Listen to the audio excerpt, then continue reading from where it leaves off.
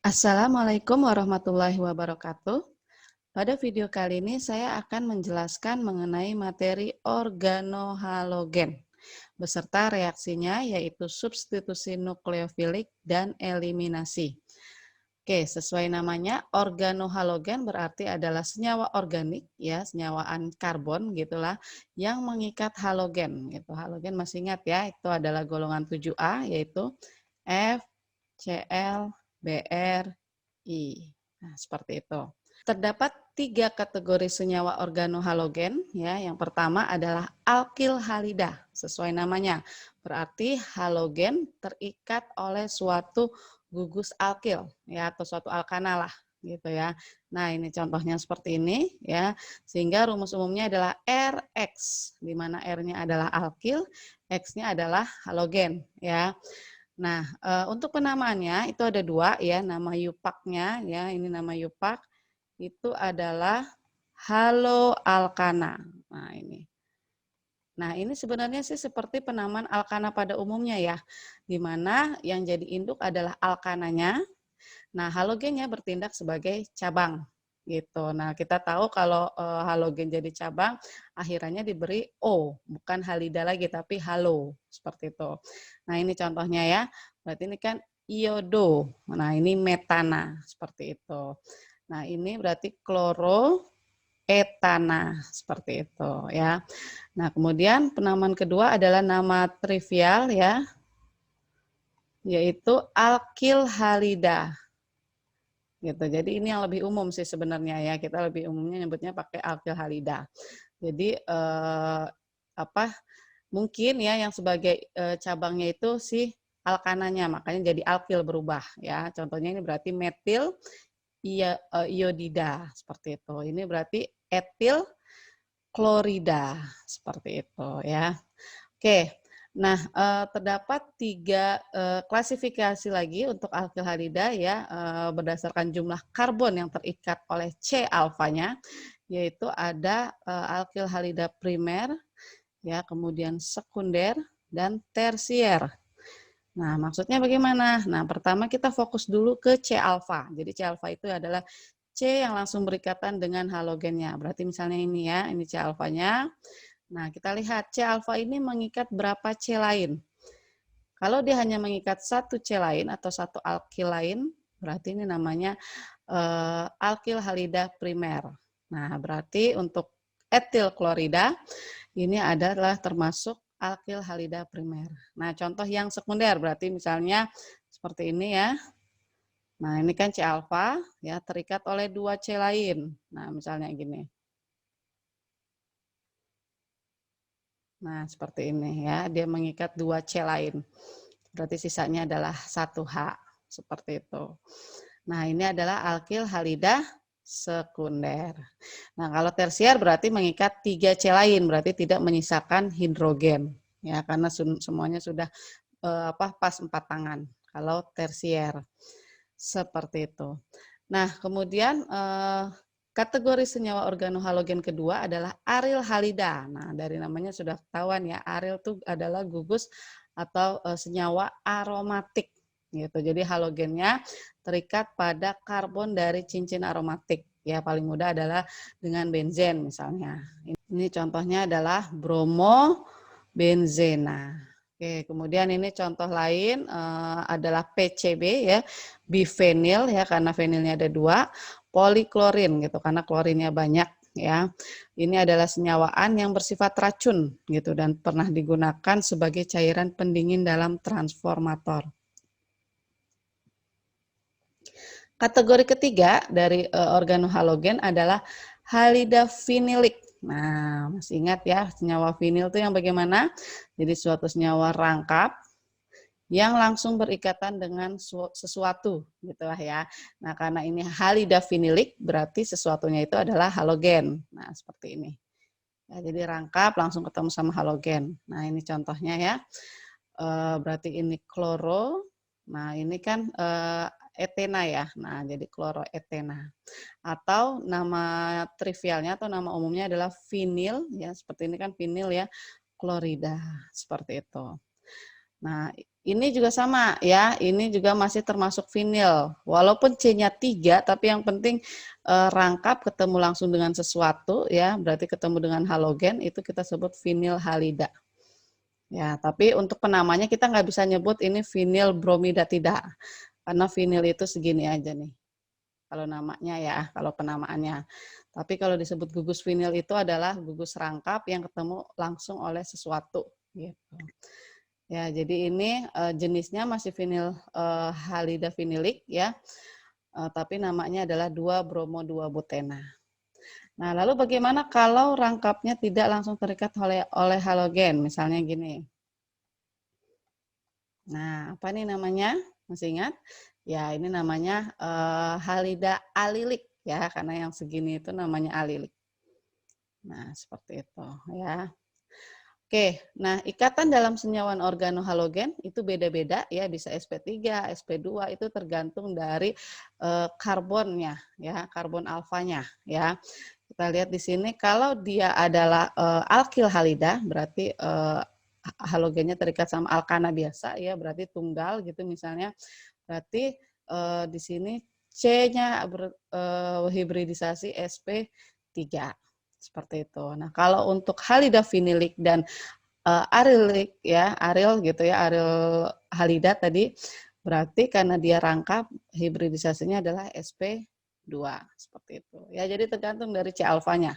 Ya, tunggal apa rangkap. Ya, kita sudah pernah bahas itu kalau tunggal dia sp3, kalau rangkap sp2. Oke, nah kemudian kita tahu halogen itu ada di posisi 7A ya, di golongan 7A gitu, berarti kalau dari segi elektronegatif ya dia lebih elektronegatif dari karbon ya. Masih ingat ya, kalau elektronegativitas semakin besar itu semakin ke kanan dan semakin ke atas. Nah, karena halogen lebih ke kanan dibanding karbon kan ya, karbon kan golongan 4, nah kemudian sini ada halogen golongan 7A. Nah, ini ya FCl-BrI gitu. Nah, sehingga halogen ini lebih elektronegatif daripada karbon. Nah, sehingga eh, ikatan yang ada pada alkil halida itu bersifat polar gitu karena ada perbedaan ke elektronegatifan. Jadi dia lebih tertarik ke sini, ke F. Ini ke Cl, ini ke Br, ini ke I. Gitu. Sehingga kalau dinyatakan dalam momen dipol itu ada momen dipolnya. Itu menyatakan bahwa ikatan alkil halida bersifat polar. Nah, karena polar berarti kan ada polarisasi muatan lah ya gitu. Nah, artinya yang halogen ini kan kita sebut sebagai parsial negatif ya, karena lebih elektronegatif. Nah, sedangkan alkilnya itu kita sebut sebagai parsial positif. Seperti itu ya. Nah, karena alkil ini bersifat sebagai parsial positif ya, sehingga dia mudah diserang oleh nukleofil. Nah, seperti ini. Sesuai namanya. Jadi nukleofili ya, berarti nukleo itu kita tahu nukleus itu bermuatan positif, terus fili suka. Nah, sesuatu spesies ya yang suka dengan positif pasti dirinya bermuatan negatif gitu ya. Nah, tapi negatif di sini bisa bentuknya anion, jadi jelas ada tulisannya di sini minus atau minimal ada PeB gitu. Jadi bermuatan positif negatif parsial pun sudah masih kita sebut nukleofil. Jadi misalnya begini saja, itu nggak apa-apa. Ya, jadi nukleofil itu minimal ada PeB lah gitu. Nah, kalau ada anion itu lebih nukleofil lagi ya, lebih besar lagi kekuatan nukleofilnya. Nah, seperti itu. Nah, sehingga dengan adanya nukleofil ini dia bisa menggantikan si halogen gitu. Karena kan sama-sama parsial negatif, ya kan? Gitu. Nah, sehingga reaksinya adalah substitusi gitu, di mana nanti nukleofil akan menggantikan halogen gitu, karena memang halogen juga termasuk gugus pergi yang baik ya. Oke, nah selain mengalami reaksi substitusi, alkil halida juga dapat mengalami reaksi lain ya, di mana halida tadi gugus halogennya dapat diubah menjadi senyawa tak jenuh atau senyawa rangkap berarti ya, melalui reaksi eliminasi. Nah, nanti kita akan lihat satu persatu ya. Oke, pertama kita akan bahas yang substitusi nukleofilik dulu ya. Seperti yang sudah tadi saya katakan bahwa sesuai namanya berarti penggantian ya. Substitusi itu penggantian dengan suatu nukleofilik gitu. Jadi kurang lebih seperti ini reaksinya, di mana alkil halida ya, bisa kita nulisnya RL apa RX lah ya kalau tadi kan ya kita udah umumnya. Nah, nanti di sini X-nya atau halogennya itu adalah gugus pergi yang baik. Jadi dia lepas, nanti digantikan oleh nukleofil gitu, menjadi RNU seperti ini. Ya. Nah, nukleofilnya dibedakan menjadi dua.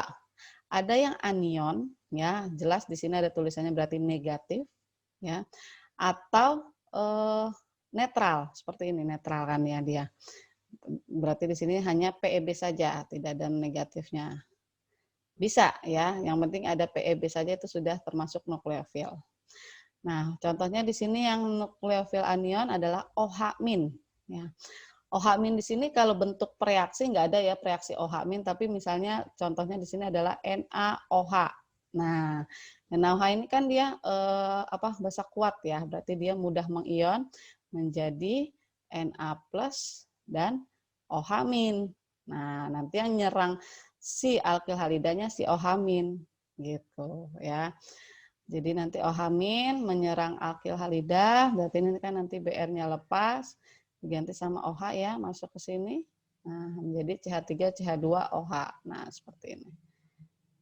Oke. Nah, kemudian contoh yang netral adalah H2O. Nah, ini dia walaupun H2O bisa mengion menjadi H+ dan OH-, tapi kan dia asam atau basa lemah. Nah, jadi dia tidak bisa mengion menjadi OH-, jadi ya menyerangnya dalam bentuk utuh seperti ini. Gitu. Maka disebut nukleofil netral. Jadi nanti ini sama, ini nanti lepas, terus ini nanti digantikan oleh nukleofil ya. Nah, jadi ketika awal masuk semuanya masuk. Ya, OH2 ini masuk semuanya. Makanya membentuk OH2+. Nah, kita tahu ini sifatnya tidak stabil ya OH2+ ini, sehingga dia nanti akan lepas. Ya, saya gambarkan seperti ini ya, ini OH2. Nah, sehingga agar stabil H-nya lepas tanpa membawa elektron sama sekali gitu. Jadi nanti di sini elektronnya diberikan semuanya ke oksigen, makanya lepasnya dalam bentuk H+, jadi minus H+ ke sini ya. Nah, ini biasanya diserangnya oleh suatu basa gitu kan, basa kan akan ngambil H+, sehingga nanti akan terbentuk OH seperti ini ya. Jadi kalau dari hasil sih sama ya, akan menghasilkan alkohol, namun ini dia biasanya lebih cepat gitu ya, dan satu langkah lah istilahnya, tidak ada langkah selanjutnya untuk menghilangkan H+ tersebut. Oke, ini contoh beberapa nukleofil yang bisa bereaksi gitu ya dengan suatu alkil halida ya, tadi ada ion hidroksida, alkoksida, air, alkohol, ya, karboksilat gitu ya. Pokoknya minimal yang ada PEB saja. Gitu ya. Nah, untuk nanti jadinya ketika bereaksi sama alkil halida ya tinggal dikasih alkil saja di sini. Misalnya berarti di sini hidroksida ketemu sama alkil halida menjadi ROH, jadi alkohol. Nah, alkoksida berarti menjadi eter, seperti itu. Kemudian ada nukleofil nitrogen. Nah, berarti nukleofil nitrogen ini nukleofil yang netral. Lihat ya, di sini tidak ada yang anion. Ya, sehingga pasti awalnya ketika bereaksi sama alkil halida itu membentuk positif dulu. Nah, kemudian kalau dengan basa sama seperti tadi, baru nanti ion H+-nya lepas, ya, baru menghasilkan amina biasa. Seperti itu. Kemudian nukleofil sulfur, ya, ini ada yang netral, ada yang anion, ya. Nah, ini tergantung nanti kalau dia anion, dia langsung menghasilkan senyawaan netral. Tapi kalau dia dari awalnya adalah nukleofil netral, dia akan menghasilkan positif dulu awalnya. Itu sama lah intinya ya, seperti sebelumnya. Ini ada juga nukleofil halogen. Itu jadi halogen alkil halida bisa juga digantikan oleh halogen yang lain gitu ya. Contohnya ini dengan imin. Terus ada nukleofil karbon, ada sianida, ya ini kalau tidak terlihat sianida itu berarti C rangkap 3N, di mana negatifnya itu di C-nya. Nah, seperti ini. Ini sianida, ya. Terus asetilida. Nah, asetilida itu adalah alkuna, ya masih ingat ya alkuna. Ini terserah nanti panjangnya segimana, tapi biasanya alkuna itu kan kita tahu ya, hidrogen ujungnya itu adalah hidrogen asam, ya yang bisa diambil oleh basa yang sangat-sangat kuat. Nah, kalau dia diambil misalnya sama basa sangat kuat, nanti dia akan menjadi ion asetilida namanya. Nah, seperti ini. Oke ya, itu sudah pernah dibahas ya di materi sebelumnya. Oke, nah misalkan seperti ini. Ya, berdasarkan tabel 61 tadi, tuliskan persamaan reaksi natrium etoksida dan bromoetana. Oke, kita gambarkan dulu bromoetananya ya, biar mudah. Di sini berarti etana itu kan C-nya 2 ya. Nah, ini terus ada bromo. Nah, seperti ini ya. Direaksikan dengan natrium etoksida, berarti Na O CH2 CH3. Nah, ini etoksida kan. Nah, ini kan kalau mengion menjadi Na+ dan CH3 CH2 omin gitu kan. Nah, nanti akan menyerang tuh yang ini, yang ominnya ini segini. Nah, itu ya. Sehingga nanti dia akan menggantikan si Br. Br-nya nanti akan lepas. Sehingga nanti jadinya adalah CH3 CH2 tetap ya yang ini. Nah, tapi Br-nya diganti sama ini. O CH2 CH3. Nah, ini akan menghasilkan suatu ether gitu. Ya, tadi ada kan ya di sini. Nah, ini ya alkoksida. Nah, kalau sebagai nukleofilnya, terus dia bertemu sama alkyl halida menjadi ether.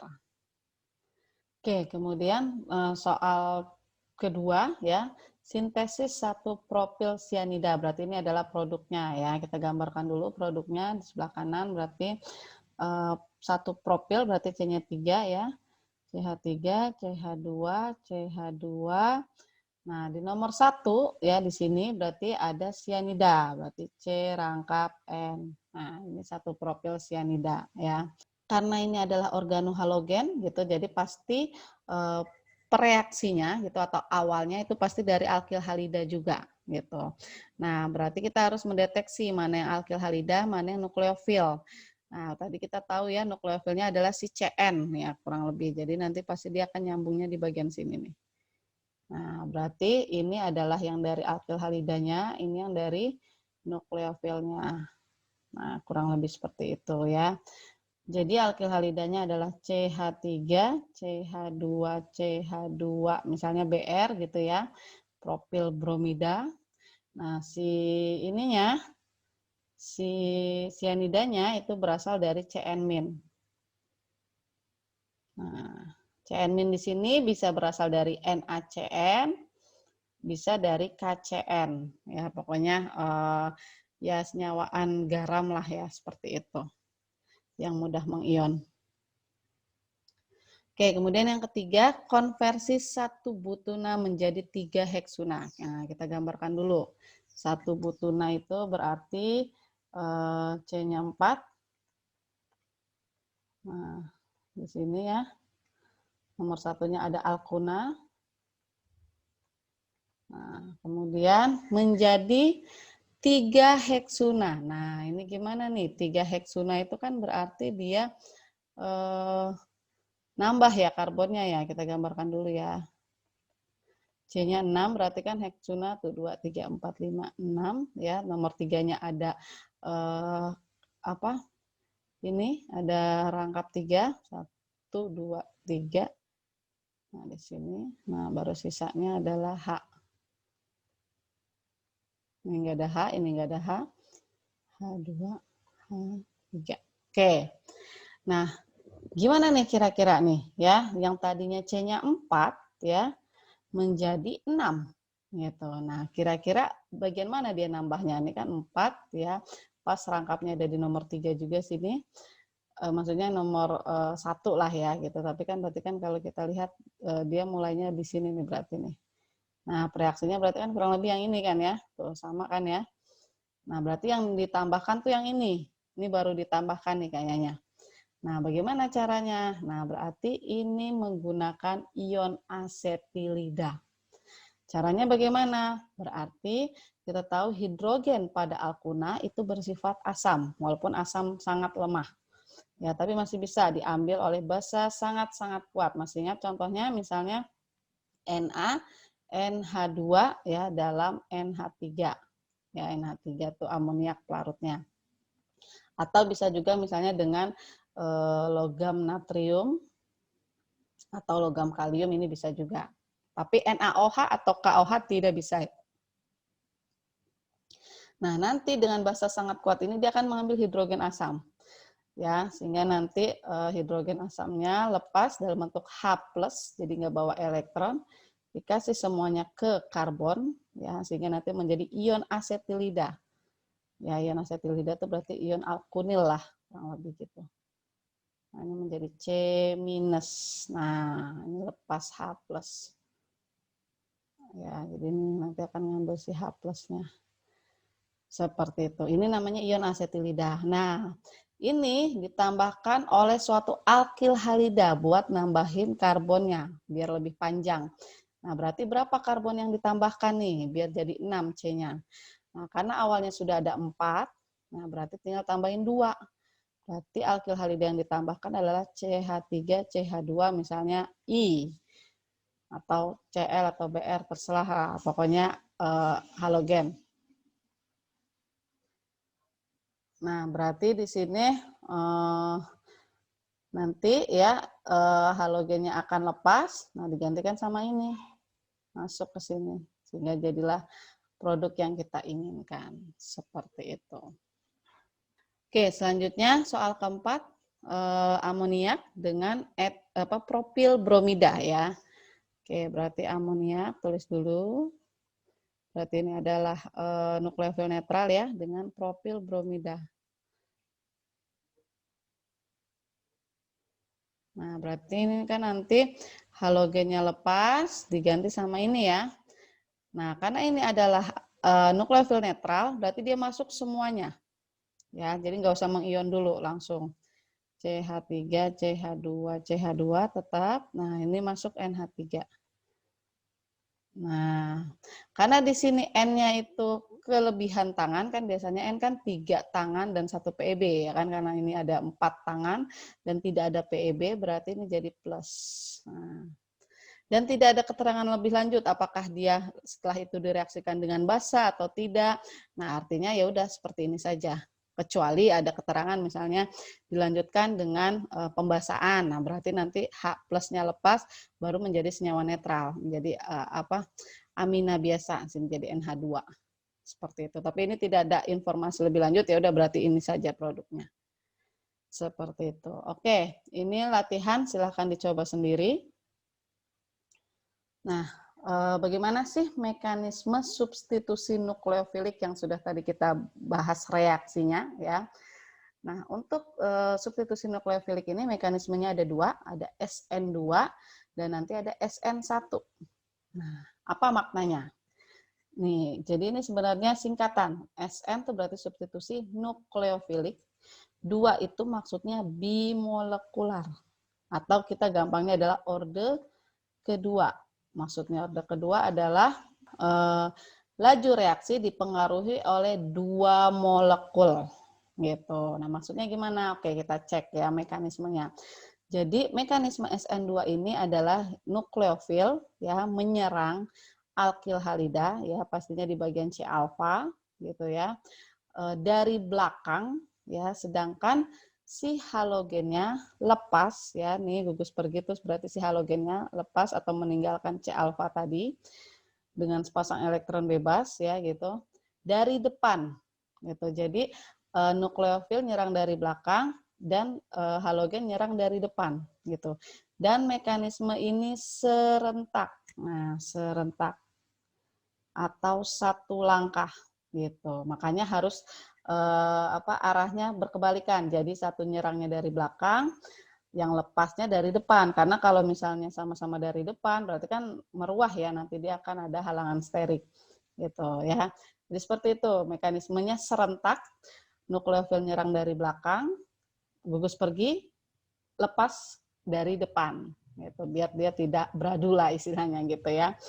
Nah, sehingga nanti ada keadaan transisi seperti ini. Ya, keadaan transisi yang putus-putus seperti ini. Maksudnya apa? Nah, ini keadaan transisi putus-putus itu artinya nukleofil belum betul-betul terbentuk, ya, belum betul-betul terikat pada C alfa dan gugus pergi pun belum betul-betul terlepas gitu. Jadi ada keadaan atau saat di mana apa sih ikatannya ini putus-putus seperti ini gitu. Ikatannya tuh ini belum benar-benar terbentuk, ini belum betul-betul pergi gitu ya. Nah, ini namanya keadaan transisi. Seperti itu. Nah, nanti setelah itu baru misalnya ini udah benar-benar putus dan ini sudah benar-benar terbentuk, baru hasilkan produk. Ya, dan juga ada gugus pergi yang sudah lepas. Oke ya, jadi tadi ya tahap 1 dan 2 tadi berlangsung serentak atau satu langkah saja. Nah, artinya reaksi ini, laju reaksinya akan sangat dipengaruhi oleh dua spesi. Siapa? Yaitu si substratnya, si alkyl halidanya, maupun si nukleofilnya sangat berperan. Itu karena di keadaan transisi kedua-duanya ada tuh ya. Nah, sehingga laju reaksinya itu adalah dipengaruhi ya, V itu laju reaksi dipengaruhi oleh nukleofil juga alkyl halidanya. Makanya orde kedua. Jadi ada dua spesies yang berpengaruh terhadap laju reaksi. Makanya bimolekular gitu. Jadi melibatkan nukleofil dan gugus pergi. Seperti itu ya. Jadi itu ya. Bedakan. Jadi SN2 di sini tuh maksudnya orde kedua. Tapi kalau ditanya tahap hanya satu langkah. Jangan tertukar seperti itu. Jadi bukan SN2 itu bukan dua langkah, bukan, tapi duanya itu menunjukkan ordenya. Itu laju reaksinya itu orde kedua. Nah, karena reaksi ini serentak gitu ya, artinya kan C alfa yang diserang oleh nukleofil itu kan dia sifatnya masih positif parsial. Jadi belum benar-benar menjadi karbokation lah istilahnya gitu. Belum benar-benar kehilangan tangan gitu kan, tadinya masih putus-putus lah di sini garisnya. Oleh karenanya nukleofil yang nyerang itu harus nukleofil yang kuat gitu, karena karbonnya belum benar-benar positif gitu kan ya. Jadi nukleofilnya harus yang kuat. Nah, itu pertama ya kondisi untuk yang SN2 ini. Kemudian kondisi kedua ya, karena ini serentak reaksinya gitu satu langkah, sehingga kan dia paling tidak suka kalau semakin meruah si alkyl halidanya gitu ya. Karena kan kalau semakin meruah kan berarti semakin sulit nanti nukleofil nyerang dan di waktu bersamaan X-nya lepas gitu. Makanya semakin kecil halangan ruang ya, yaitu jika alkyl halidanya ya Rx-nya itu semakin sederhana, nah nukleofil itu semakin mudah menyerang atom C alfa. Nah, artinya alkyl halida metil ya, maksudnya yang isinya hanya CH3X misalnya gitu ya, berarti kan ini metil halida. Nah, itu lebih disukai ya. Terus juga primer masih disukai lah, masih boleh gitu. Tapi semakin banyak alkyl di sekitar si C alfa, berarti misalnya sekunder atau tersier, lajunya semakin lambat.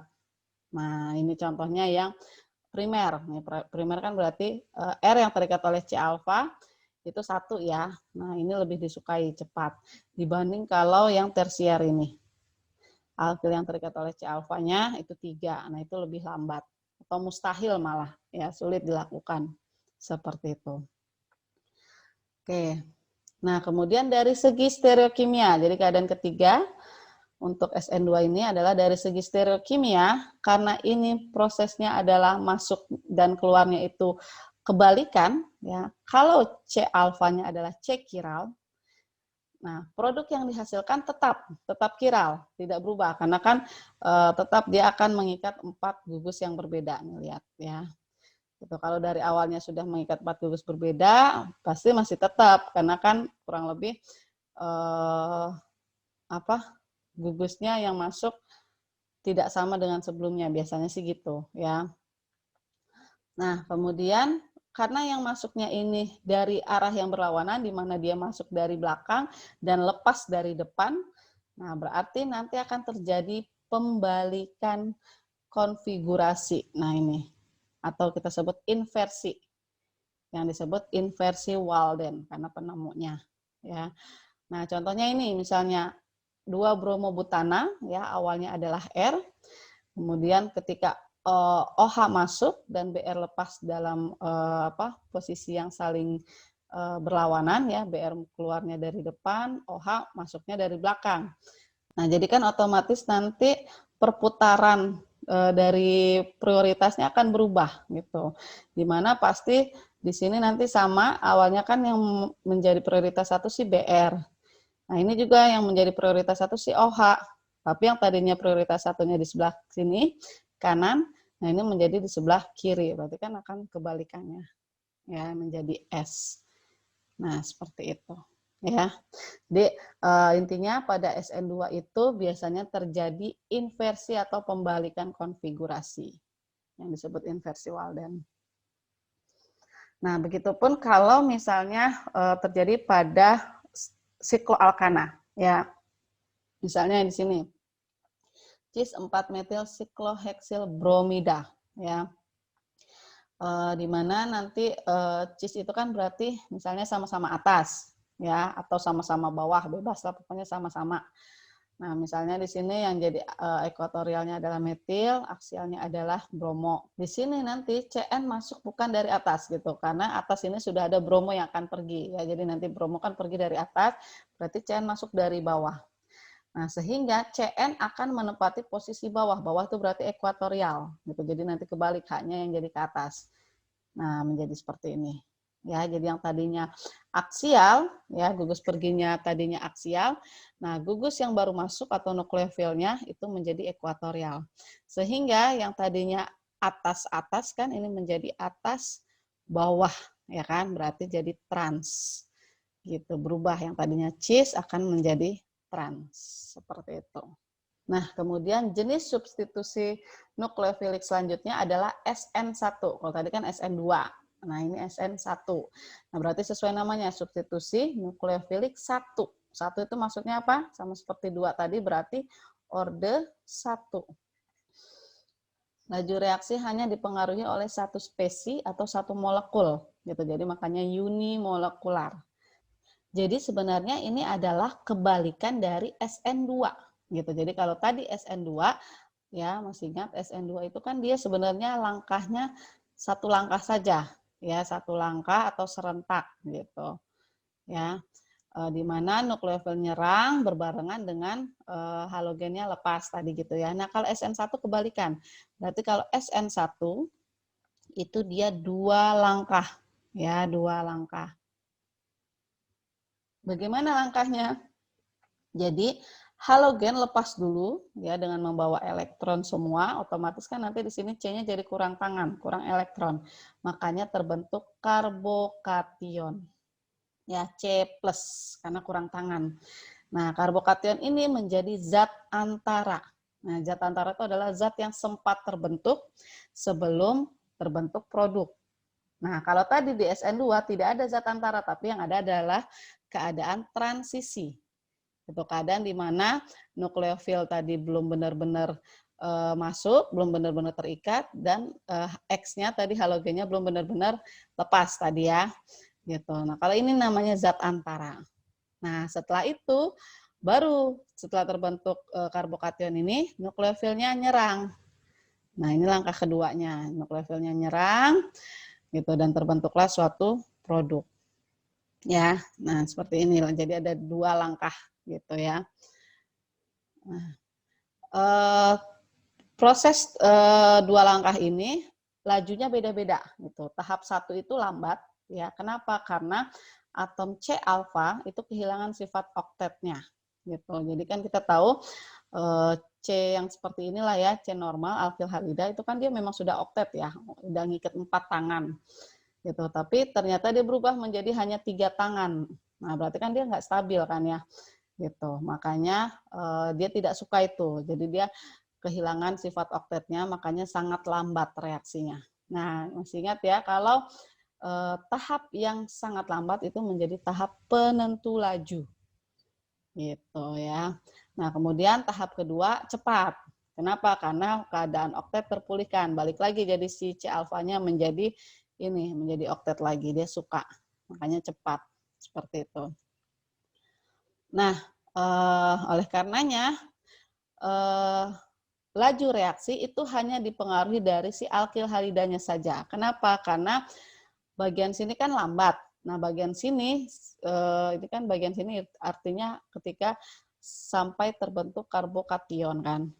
Nah, berarti kan belum ada nukleofil di sini. Ya kan? Jadi nukleofil itu tidak berpengaruh di sini karena nukleofil itu terbentuk ketika sudah terbentuk karbokation. Nah, ketika nukleofil masuk itu sudah menjadi tahap cepat. Makanya sudah tidak berpengaruh lagi terhadap laju. Jadi lajunya hanya dipengaruhi oleh bagaimana pemutusan dari Rx tadi ya menjadi R plus, menjadi karbokation. Itu saja. Makanya ordenya orde 1. Hanya dipengaruhi dari alkil halida saja. Nah, ini tahap penentu laju hanya melibatkan alkil halida. Seperti itu. Nah, sehingga keadaannya itu juga sama, berkebalikan dengan yang SN2, di mana tadi SN2 kan butuhnya nukleofil kuat ya, karena C alfanya belum menjadi benar-benar positif, tapi baru menjadi parsial. Sedangkan kalau di sini kan berarti tadi sudah menjadi positif sejati ya, sudah menjadi karbokation.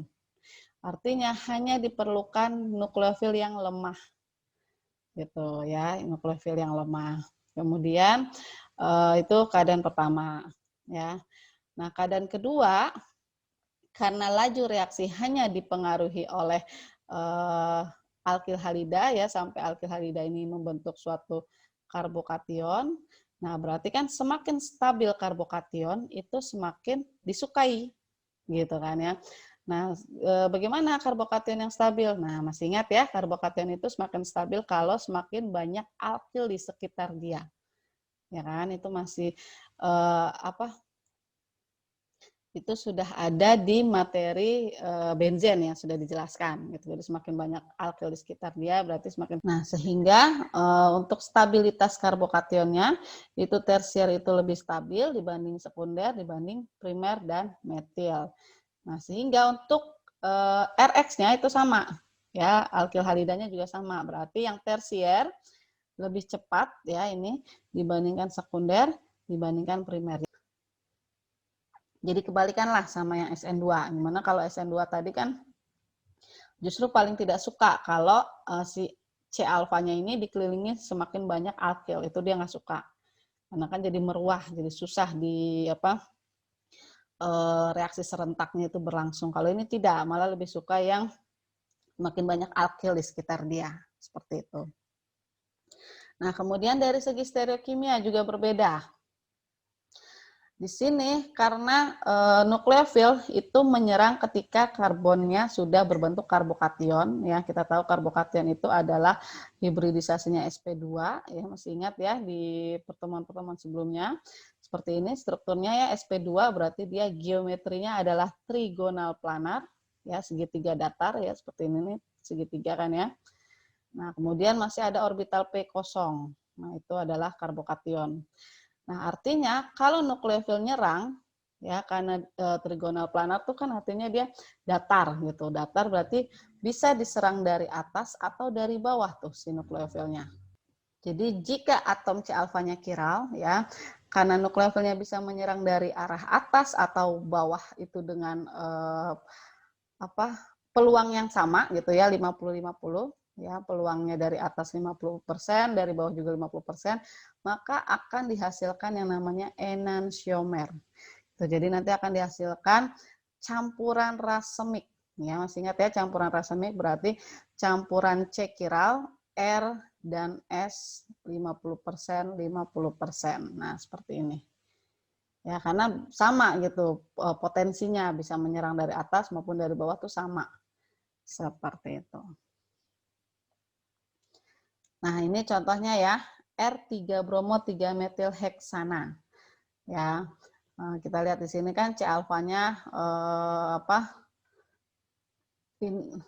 mengikat 3 karbon lain ya, 3 alkil lain, berarti ini termasuk tersier. Ya, tadi kan tersier itu lebih suka yang SN1 gitu. Nah, sehingga cara atau mekanismenya adalah terbentuk karbokation dulu. Nah, baru nukleofil nyerang, bisa dari atas, bisa dari bawah dengan peluang yang sama. Nah, sehingga nanti akan menghasilkan 50% R dan 50% S seperti itu. Nah, dari tadi kita sudah bahas ya, SN2 senangnya nukleofil yang kuat. SN1 senangnya nukleofil yang lemah. Nah, sekarang kita harus bisa bedakan seperti apa sih nukleofil kuat dan lemah itu. Oke. Nah, ini pertama, ion negatif atau anion ya, itu lebih nukleofilik dibandingkan molekul netral. Kenapa? Jelas, karena ion negatif kan berarti elektronnya lebih banyak. Nah, ini misalnya OH- kan berarti di sini ya, Pb-nya ada 3 berarti. Nah, di sini. Ya kan? Sedangkan kalau H2O Pb-nya hanya 2. Nah, semakin banyak elektron kan berarti pemasoknya lebih banyak. Jadi di sini contohnya OH- lebih nukleofil dibanding H2O, begitupun RS- berarti kan anion ya, lebih nukleofil dibanding RSH, ini kan berarti netral.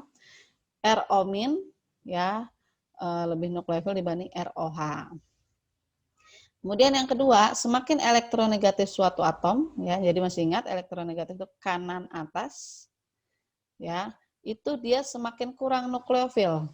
Jadi kebalikan. Kenapa? Karena semakin elektronegatif kan artinya tarikannya semakin kuat daya tarik elektronnya gitu. Artinya dia kan harusnya ngasih elektron, ya kan?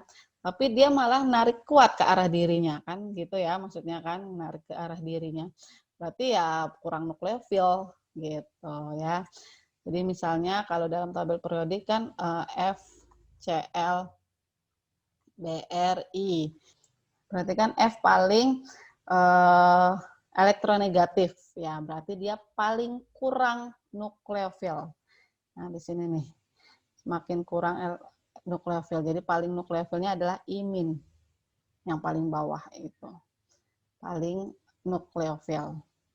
Nah, terus ini contohnya O sama S. O sama S.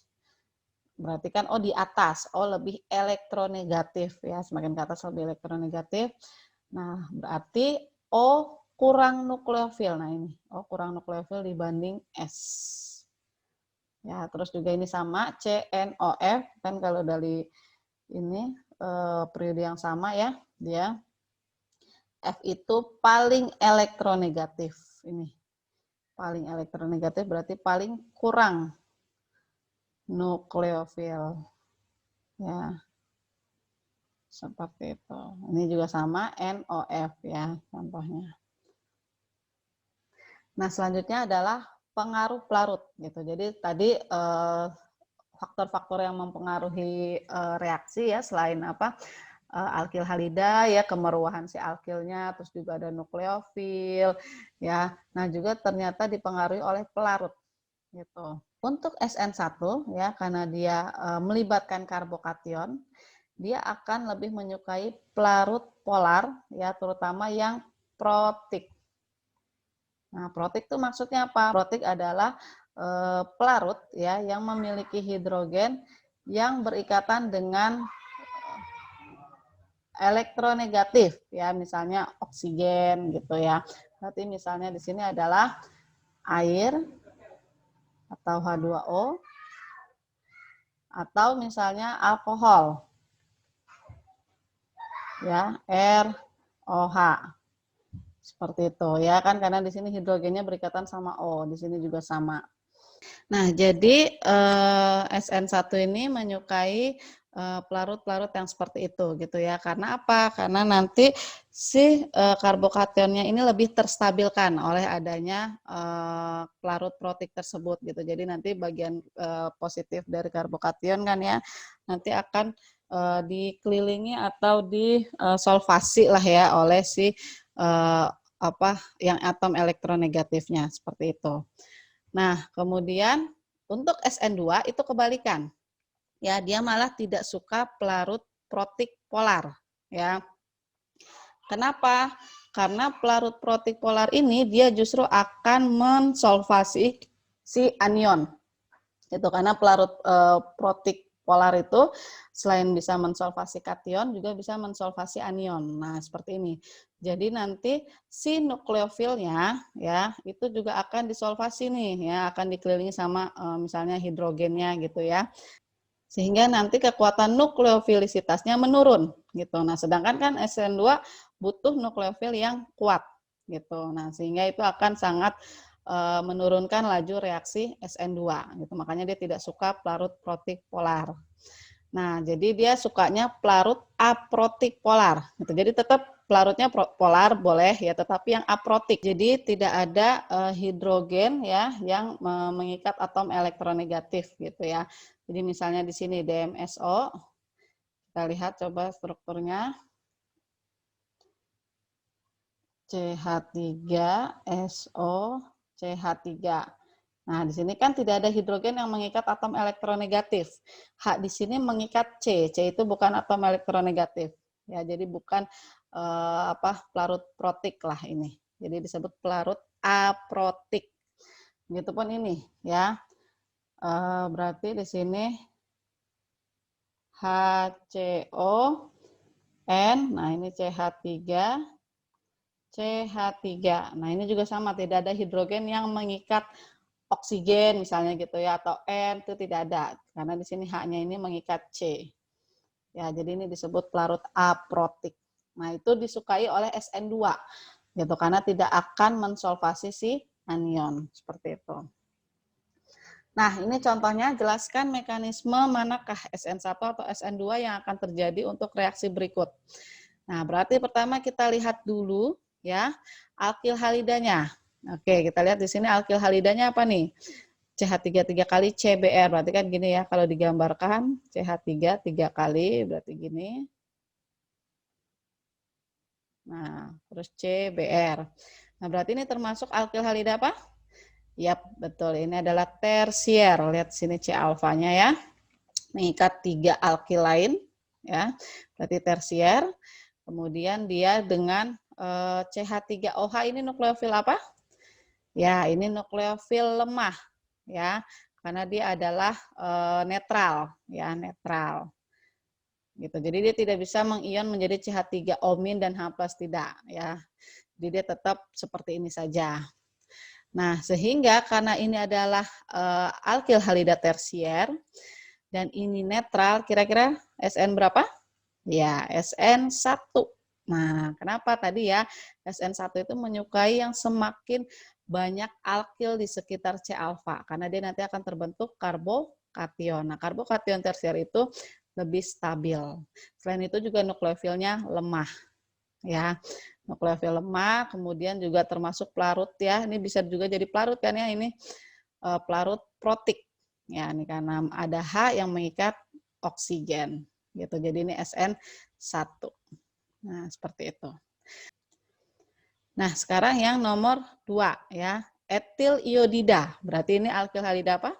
Ya, ini adalah halida primer ya, karena C alfanya hanya mengikat satu alkil lain. Nah, selanjutnya nukleofilnya kita lihat adalah nukleofil apa ini? Ya, nukleofil kuat karena dia kan ada Na. Ya, bukan H di sini tapi Na, berarti dia mudah mengion menjadi Na+ dan CH3O-. Berarti kan CH3O- itu kan anion ya. Anion adalah nukleofil kuat. Nah, berarti kira-kira SN berapa ini? Ya, SN2. Ya, kenapa? Karena pertama alkil halidanya primer, berarti kan tidak meruah ya. Dan nukleofilnya kuat.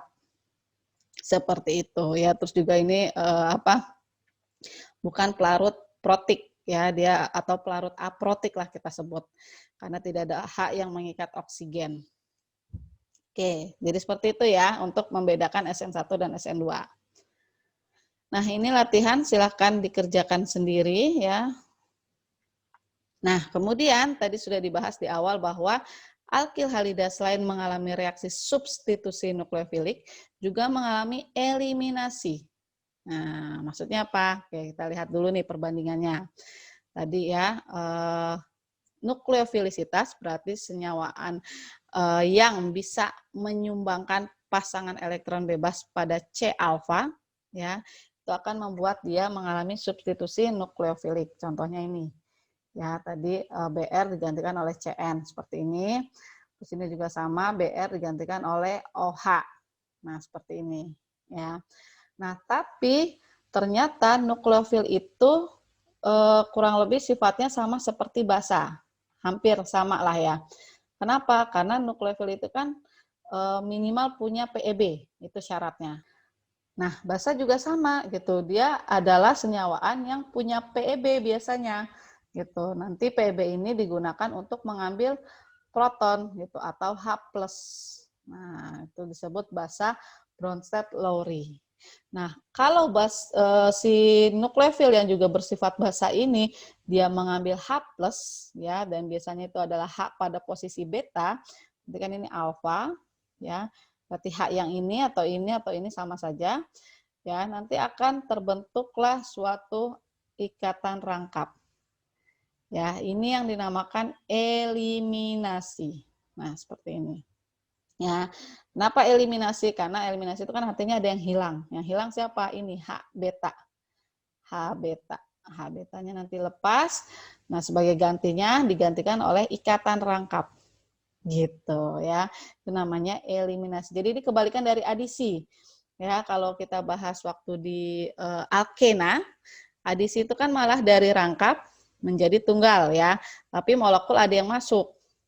Kalau ini dari tunggal menjadi rangkap, tapi molekul ada yang lepas, gitu ya. Nah, jadi kita lihat di sini persaingan antara substitusi nukleofilik dan eliminasi.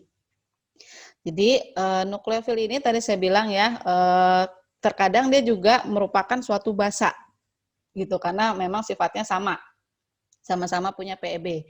Gitu. Jadi ketika dia bertindak sebagai nukleofil, dia akan menggantikan X, berarti substitusi nukleofilik, ya, menjadi seperti ini. Nah, tapi ketika dia bertindak sebagai basa, ya, dia nanti akan mengambil H beta. Nah, ini ya tadi ini alfa, ini berarti C beta, ini H betanya yang ini. Jadi dia akan ngambil ke sini, gitu ya, menjadi NuH nantinya. Ya, jadi H-nya tidak membawa elektron. Nah, sebagai gantinya dia akan memberikan untuk berikatan rangkap. Nah, seperti ini. Sehingga terbentuklah suatu alkena, ya, atau namanya dehidrohalogenasi. Ya, jadi lepas HX, ya, D kan lepas ya, hidrohalogenasi berarti HX. Jadi lepas HX nih. Ini H dan X-nya lepas. Seperti itu. Nah, untuk mekanisme eliminasi itu juga ada dua ya, E1 dan E2. Kemudian juga agak-agak mirip dengan yang substitusi nukleofilik gitu ya. Nah, kita akan mulai dari yang E2. E2 ini dia mirip sama SN2. Tadi SN2 apa berarti serentak ya dia, serentak atau satu langkah. Nah, ini juga sama, prosesnya satu langkah, terus melibatkannya basa kuat. Jadi karena ini ngomonginnya eliminasi berarti ngomongin basa ya, bukan nukleofil. Nah, kemudian bedanya di sini untuk E2, dia suka oleh semua jenis alkil halida, mulai yang primer sampai yang tersier. Kalau yang tadi SN2 kan dia sukanya yang tidak meruah ya, jadi sukanya yang metil halida atau primer gitulah ya. Sekunder masih bisa, tapi tersier itu sudah sangat tidak bisa kalau yang SN2. Tapi kalau E2 semuanya suka. Nah, ini aja nih bedanya. Ya. Nah, kemudian karena ini serempak ya antara H beta, C beta, C alfa dan L, ini berarti ini H beta, C beta, C alfa dan L itu dia terletak pada satu bidang datar. Nah, jadi seperti apa ya di bidang kertas lah ya gitu, satu bidang kertas yang datar gitu, dan antara H beta ya ini H beta dengan L itu maksudnya si gugus pergi atau si halogen itu berposisi anti. Ya intinya sama seperti SN2 lah karena serempak antara yang masuk dengan yang akan lepas itu harus berkebalikan kan gitu. Nukleofilnya kan kalau di SN2 nukleofil masuk dari belakang, gugus perginya lepas dari depan. Nah, ini pokoknya intinya harus sama, harus berlawanan juga gitu ya. H betanya dengan L-nya harus berposisi anti, harus saling berseberangan, gitu, harus berjauh-jauhan seperti itu. Sehingga nanti bisa berlangsung serentak dan juga akan terbentuk ikatan V yang baru. Ya, ikatan V kan karena alkena ya terbentuknya. Nah, begitupun S1 ya, S1 ini mirip seperti SN1, berarti dia 2 langkah dan lewat karbokation juga sama. Kemudian melibatkannya juga yang lemah-lemah, berarti tapi ini ngomongin basa ya, basa lemah berarti. Nah, tapi biasanya S1 ini selalu kalah bersaing dengan SN1. Ya, selalu dan biasanya ya, pokoknya intinya jaranglah kita menggunakan reaksi eliminasi, tapi mekanismenya E1. Jadi kalaupun memang kita mau memilih eliminasi, biasanya pakai yang E2 gitu. Karena biasanya E1 itu kalah dengan SN1. Nah, sekarang bagaimana cara kita membedakan reaksi ini akan mengalami SN atau substitusi nukleofilik atau eliminasi. Nah, kemudian kalaupun SN itu SN1 atau 2, eliminasi juga sama E1 atau E2. Jadi intinya ada 4 kemungkinan reaksi. Ya. Nah, pertama kita lihat dulu dari Rx-nya. Ya, kita mulai. Misalnya Rx-nya adalah Rx tersier. Ya. Nah, kalau Rx tersier, nah ini juga tergantung nih. Ya, Rx tersier itu ada 3 kemungkinan. Karena yang bisa tersier itu ada 3. SN1, yang pastinya yang karbokation pasti senang yang meruah, S1, sama E2. Nah, kenapa tadi E2 tuh masih memungkinkan untuk yang tersier? Nah ini ya, E2 tuh masih boleh. Tapi SN2 itu sangat tidak bisa. Nah ya, jadi ada 3 kemungkinan. Nah sehingga kita lihat lagi nukleofilnya. Kalau nukleofil lemah, tadi ingat ya, yang lemah-lemah itu disukai oleh 1. Nah berarti ini. Kalau nggak SN1 atau S1. Tapi balik lagi, biasanya SN1 itu lebih mendominasi dibanding S1. Ya, S1 tuh kalah bersaing nih. Ya, jadi contohnya seperti ini ya. Ini kan tersier. Kemudian ini nukleofil lemah ya, karena dia adalah netral ya. Sehingga nanti SN1 lebih dominan dibanding S1 gitu. Nah, sedangkan kalau nukleofilnya kuat, ya berarti mau nggak mau tinggal ini pilihannya, karena yang kuat itu disukai oleh yang 2. Ya, berarti E2. Nah, ini. Nah, SN2 tidak terjadi karena halangan sterik tadi. SN2 pokoknya kalau udah tersier udah nggak bisa dia. Nah, ini contohnya ya, ini kan kuat ya, karena dia anion. Nah, ini dia tapi tersier, berarti E2. Berarti mengalami eliminasi. Nah, untuk yang Rx primer ya atau alkil halida primer, jadi kita langsung ke primer dulu dari yang tersier tadi. Nah, primer itu lebih menyukai yang 2. Nah, berarti pilihannya itu kan kalau nggak SN2 atau E2 ya. Kenapa? Karena kalau misalnya dia primer, berarti kan dia terbentuk karbokationnya karbokation primer. Nah, itu dia tidak disukai oleh yang 1. Ya, karbokation yang primer itu kan tidak stabil. Jadi yang satu-satu nggak suka. Berarti pilihannya kan yang 2. 2 berarti kalau nggak SN2, E2. Nah, persaingan antara SN2 dan E2 itu sama seperti persaingan antara SN1 dan E1. Di mana substitusi nukleofilik itu biasanya lebih dominan. Jadi SN2 itu biasanya lebih dominan dibanding E2. Namun, yang ini ada kalanya E2 juga bisa lebih dominan. Kapan? Nah, kondisinya ini kondisi tertentu. Nah, jadi dia itu harus membuat atau mencari kekurangan atau kelemahan dari SN2. Tadi masih ingat ya, SN2 itu paling tidak suka yang meruah. Nah, kalau dari segi alkil halida kan dia primer. Primer kan nggak meruah, aman, ya kan? Tetapi bisa saja nukleofilnya yang meruah. Gitu. Nah, kalau nukleofilnya meruah, ya sangat meruah juga atau sangat basah, nah, basah kan berarti ngomongin eliminasi. Nah, berarti itu yang lebih dominan adalah E2. Gitu, karena nanti SN2 nggak suka tadi, karena ada halangan sterik. Nah, kita akan lihat contohnya ya. Nah, ini 1-bromobutana kan berarti dia primer ya. Ini C alfanya kan. Nah, primer. Nah, kita lihat kalau dia ini kan dua-duanya sama-sama kuat ya, nukleofil kuat. Ya, lihat di sini negatif, ini juga negatif ya. Nah, tapi di sini nukleofil kuatnya yang tidak meruah nih, lihat tuh. Simpel ya. Nah, lihat di sini nukleofilnya meruah tuh, lihat R-nya ya.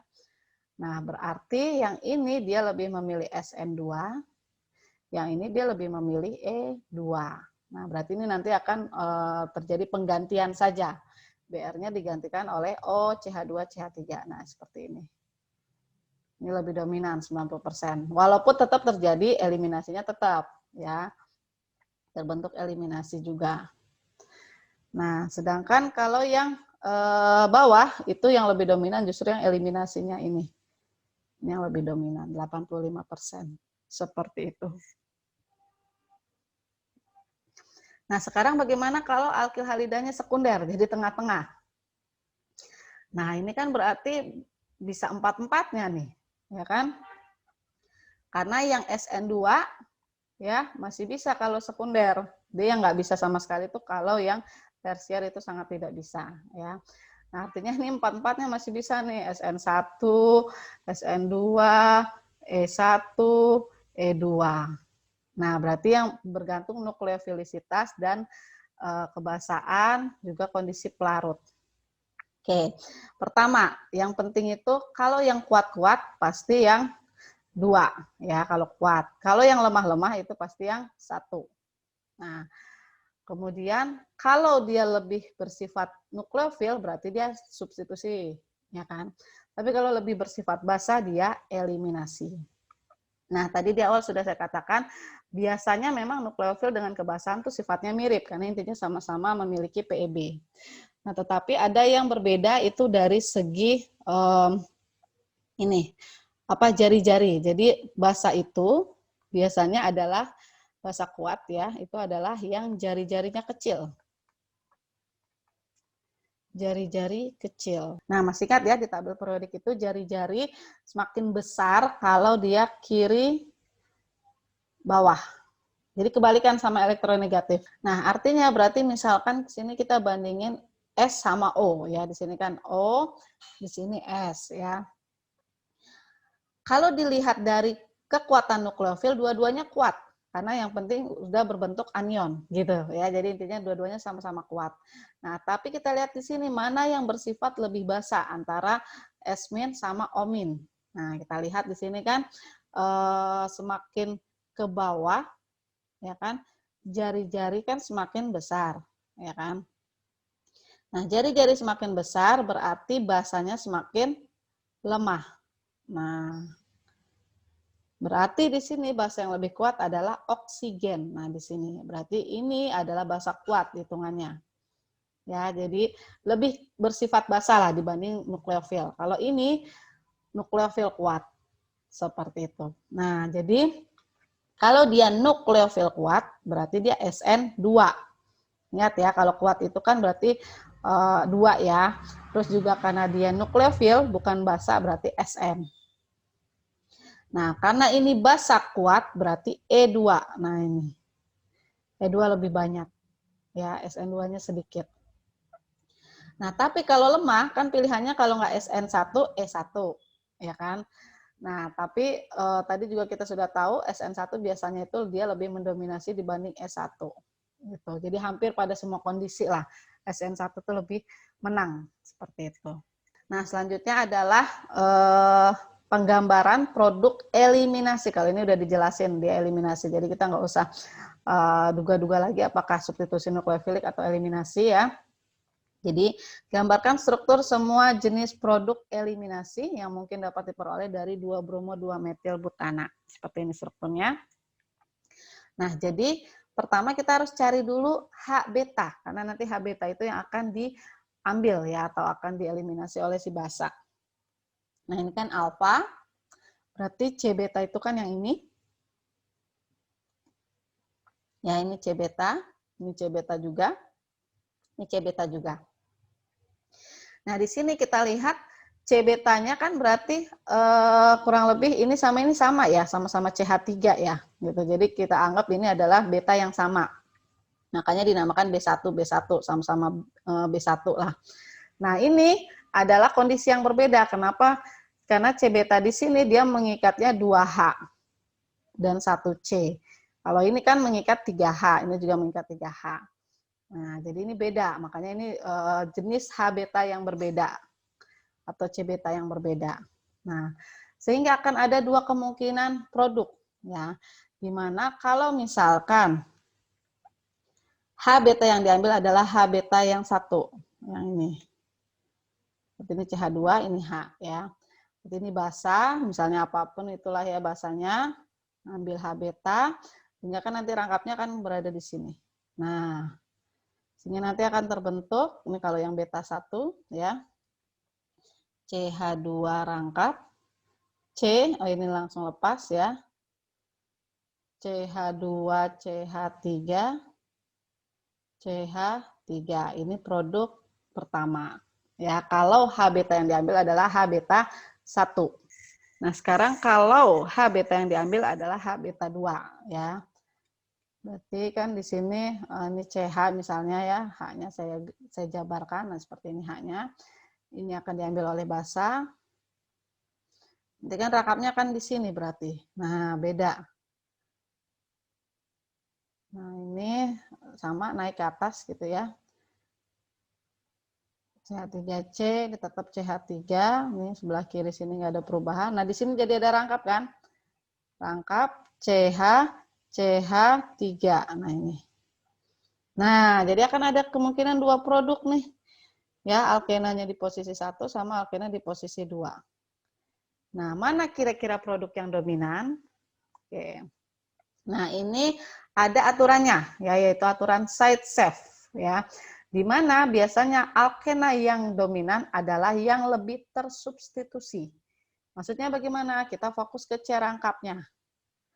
Jadi, C rangkap yang mengikat lebih banyak alkil itu lebih dominan. Nah, kita lihat di sini ya, C rangkap sini, berarti yang kanan dia ngikat 2 alkil, dan yang kiri ngikat 2H, berarti secara total 2H, 2R. Nah, sedangkan kalau yang produknya sebelah kanan, berarti C yang kiri mengikat 2 alkil, C yang kanan mengikat 1 alkil dan 1H. Berarti secara keseluruhan ada 3C dan 1H. Nah, 3R dan 1H. Jadi yang lebih dominan adalah yang ini. Karena dia lebih banyak mengikat alkil. Jadi lebih tersubstitusi. Ini hanya 2 alkil. Nah, itu. Jadi yang mana tadi kalau yang di sini? Yang ini ya. Nah, ini kan ada 1, 2, 3. Ya, 3R dan 1H. Kalau ini kan tadi hanya 2H dan 2R. Oke, contohnya ini ya, ramalkan produk reaksi 1 bromo ya, 1 metil sikloheksana dengan natrium etoksida dalam etanol. Oke, kita tahu di sini 1 bromo 1 metil sikloheksana adalah alkil halida tersier karena dia kita lihat C alfanya ya mengikat 3 C lain, 1 2 3 gini ya. Nah, berarti alkil halida tersier kan ya. Nah, bereaksi dengan natrium etoksida. Natrium etoksida itu berarti NaOCH2CH3. Nah, di mana ini dia mudah sekali mengion ya karena dia merupakan suatu garam. Ya, ini akan menjadi Na+ dan CH3 CH2O-. Nah, berarti dia ini adalah kuat. Nah, nukleofil kuat ya. Atau basa kuat lah, pokoknya yang kuat-kuat lah. Nah, berarti kita lihat dulu alkil halidanya ya. Karena dia tersier, berarti kan ada 3 kemungkinan yang bisa terjadi, yaitu SN1, E1, atau E2. Ya, yang jelas SN2 itu sangat tidak mungkin, berarti 3 ini. Karena dia kuat, nah kalau kuat ini kemungkinan hanya punya si 2. Ingat ya, kalau kuat itu hanya punya 2. Kalau lemah itu 1 gitu. Berarti ini nggak mungkin. Berarti sisanya hanya ini. Ya, jadi ini adalah reaksi eliminasi. Nah, berarti kita lihat kalau untuk reaksi eliminasi kita harus mendeteksi mana H betanya. Ya, jadi ini alfa tadi ya. Berarti ini beta. C beta, ini C beta. Ini sama ya, matas ya, C beta ya. Ya kan, karena sama-sama CH2, terus sebelahnya juga sama-sama CH2, sama lah berarti.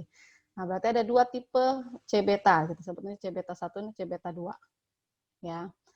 Oke, nah berarti ada dua kemungkinan produk nanti. Kalau yang diambil adalah beta 1, berarti ini kan saya jabarkan jadi CH2H, ya, sama aja. Diambil oleh basa, nah seperti ini. Nah ini nanti akan menjadi gini rangkapnya, nah ini akan lepas BR-nya.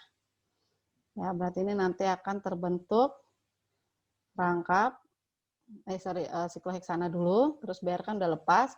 Nah di sini ada rangkap nih, ya kan. Nah seperti ini.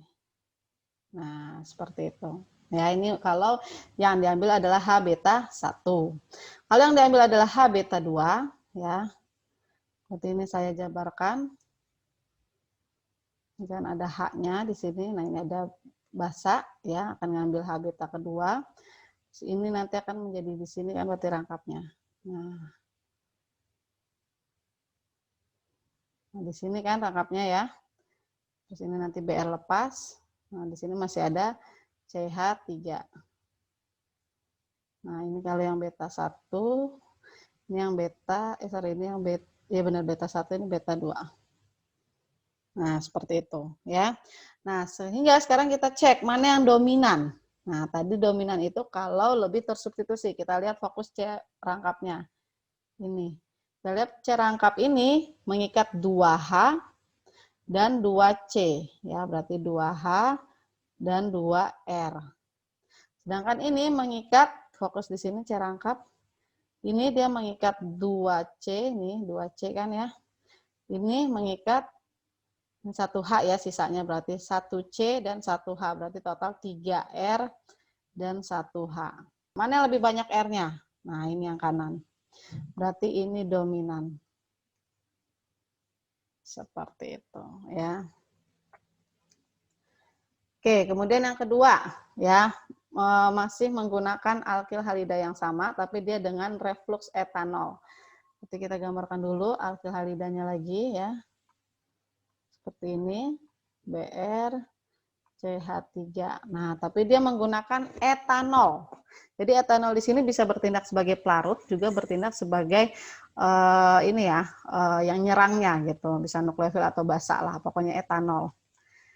CH3, CH2OH.